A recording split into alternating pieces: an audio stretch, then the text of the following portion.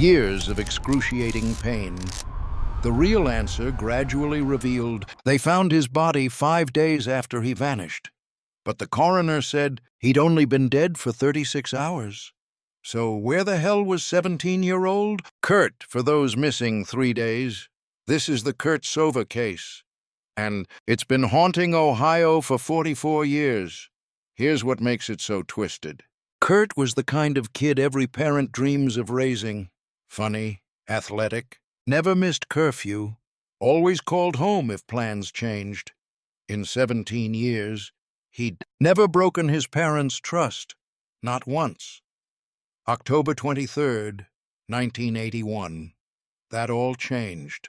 Kurt skipped school that Friday and convinced a stranger to buy him Everclear. That's 190 proof alcohol, banned in several states. By evening, he was already wasted when his buddy Sam picked him up. They headed to a Halloween party at a duplex on Harvard Avenue. The crowd there was older, mostly strangers. Red flag number 1. Kurt kept drinking, got sick, and Sam took him outside for air. They stood in the cold for about 20 minutes. Then Sam made a decision that would haunt him forever. He went back inside to grab their jackets. When he came back out, Kurt was gone, just vanished into the October night. That was the last time anyone would admit to seeing Kurt alive. Saturday morning, Kurt's mom, Dorothy, started worrying. Kurt had never gone a night without checking in. Not with her. By Sunday, full-blown panic mode. Dorothy filed a missing persons report and printed flyers. She blanketed the neighborhood, storefronts, telephone poles, gas stations.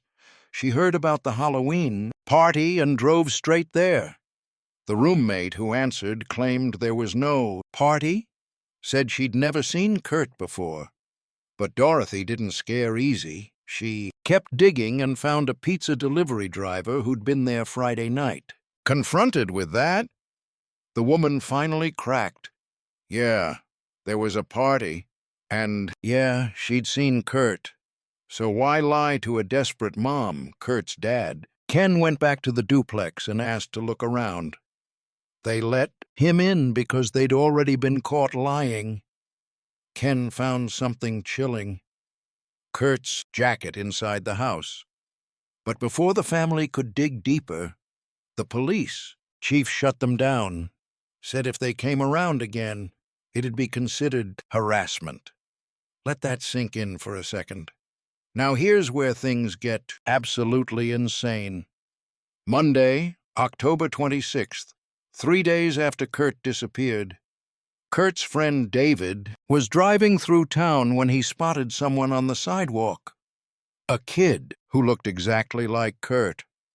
David pulled over to offer him a ride. That's when a van showed up. David called out to his friend. Kurt looked up and shouted a single name, Franco. Then both teens ran to the van, jumped inside, and it drove off. David didn't even know Kurt was missing at the time. If he had, maybe he would have followed that van. Maybe this whole story would have ended differently. But wait, it gets weirder. That same day, a random guy walked into a record shop that had Kurt's missing flyer in the window. He pointed at it and told the manager something creepy as hell. They'll find the boy dead in 2 days, and no one will ever know why. The manager, Judy, said the guy, seemed homeless or disturbed. The next morning, she found flowers and a note on her doorstep. Roses are red, the sky is blue. They found him, dead, and they'll find you too. Police tracked the guy down, but he had no connection to Kurt. They let him go, and he vanished, and just like he predicted. 2 days later, they found Kurt's body, Wednesday, October 28th, 1981. 3 neighborhood kids were cutting through a ravine behind a furniture warehouse. That's when they saw him. Kurt was lying face up in a shallow puddle, arms stretched wide like a crucifixion. He was wearing that same bright yellow t-shirt his dad remembered. One shoe was missing. They found it 12 feet away, wedged between rocks. The spot was only 500 yards from the party house, barely a mile from Kurt's family home. And here's the kicker. Ken had searched that exact ravine the day before. He swears Kurt's body wasn't there. The autopsy showed Kurt had only been dead 24 to 36 hours, not 5 days, which means Kurt was alive for most of the time he was missing. So where was he for those 3 days? The coroner couldn't find a cause of death. No stab wounds, no gunshots, no major trauma. His blood alcohol level was elevated, but not fatal. The official ruling was instantaneous physiological death. His body just stopped. Later, they changed it to undetermined. A healthy 17-year-old kid just stopped living, and nobody could explain why. Now, if you want a masterclass in how not to investigate a death, buckle up. No crime scene photos were taken. No evidence was properly collected. Key witnesses were never even interviewed. And when Cleveland PD offered to help with more resources, Newburgh Heights said no. Want to know why this investigation was such a train wreck? The case was handed to Lieutenant Robert Carras, cop who was later convicted on 76 counts of drug trafficking. This guy forged painkiller prescriptions and chained suspects to radiators. And he was leading the investigation into a teenager's mysterious death. Above him was Police Chief James Lucas, the same chief who threatened the Sova family. He was later banned from police work entirely. But here's the most damning piece. A woman named Angeline lived near the ravine where Kurt's body was found, days before the discovery. She told friends she'd seen 2 young men dragging an unconscious teenager toward that spot. One of his feet was bare. At the time, she thought, it was just drunk kids messing around. After Kurt's body was found, she wanted to go to the police. Her husband told her to stay out of it. Almost a year later, she ran into Kurt's dad, Ken, and told him everything. Ken immediately passed the information to Newburgh Heights PD. They never interviewed her, never followed up, never even returned his calls. Now here's the timeline that'll mess with your head. Kurt disappeared Friday night. His body wasn't found until Wednesday afternoon, but the coroner said he'd only been dead since Monday, maybe Tuesday. So where was Kurt during those missing days, and why couldn't a scared, drunk 17-year-old find a way to call home? Here's the one clue we have. Wednesday morning around 3 a.m., just hours before, Kurt's body was found. Susan, one of the party hosts, called the Sova house. She sounded panicked. She said she thought there was a teenage boy sleeping in her basement. Said she thought it might be Kurt. Ken drove straight there. The basement was empty, but a cot was still set up, and the blankets were rumpled. Clear signs someone had just been there. But whoever it was, they were gone. Kurt's mom, Dorothy, came up with her own theory. She believed Kurt died at or shortly after the party from alcohol poisoning or something worse. The people there panicked and hid his body in the basement for 3 days. Then they dumped it in the ravine. Once the pressure got too intense, it would explain the timeline. It would explain Susan's 3 a.m. call. It would explain why Kurt never reached out. But it doesn't explain David seeing Kurt alive on Monday climbing into that van. It doesn't explain who Franco is. Some investigators think Franco might have been Craig Franco, a 20-year-old from Cleveland. He was shot to death in a robbery just 6 weeks after Kurt disappeared. If there was a connection, it died with him.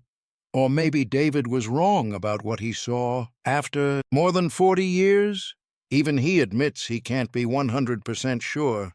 So, those 3 missing days remain as unexplained now as they were in 1981. But wait, there's more.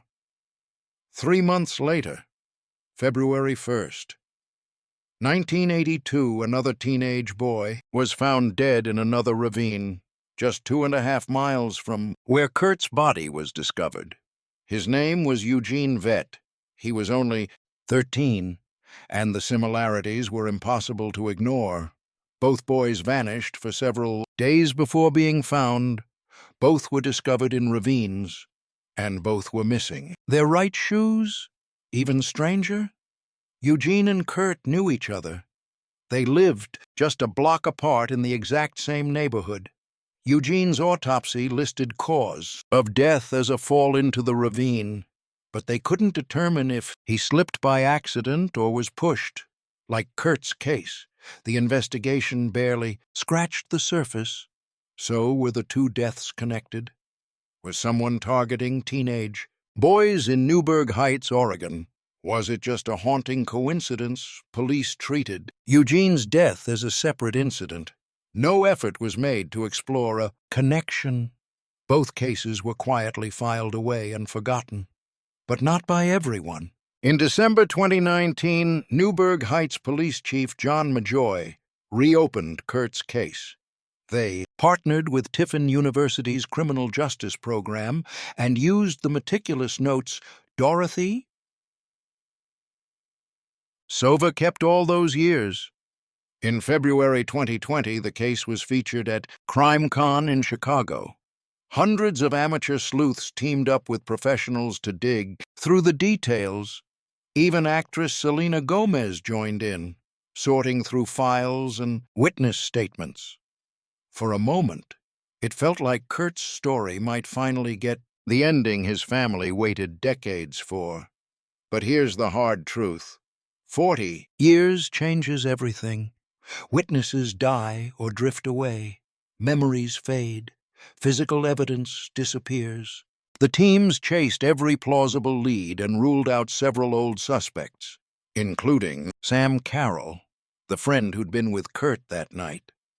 Sam passed 2 polygraph tests decades apart and was officially cleared before his death from an overdose. Beyond that, there's nothing. Today, the case sits in what the department calls dormant status, not closed, just waiting for new evidence, new testimony, or maybe just the right person to come forward. But after 44 years, that kind of miracle feels harder to hope for. So what really happened to Kurt Sova on that cold October night in 1981? Nobody can say for sure, but those 3 missing days will haunt this town forever.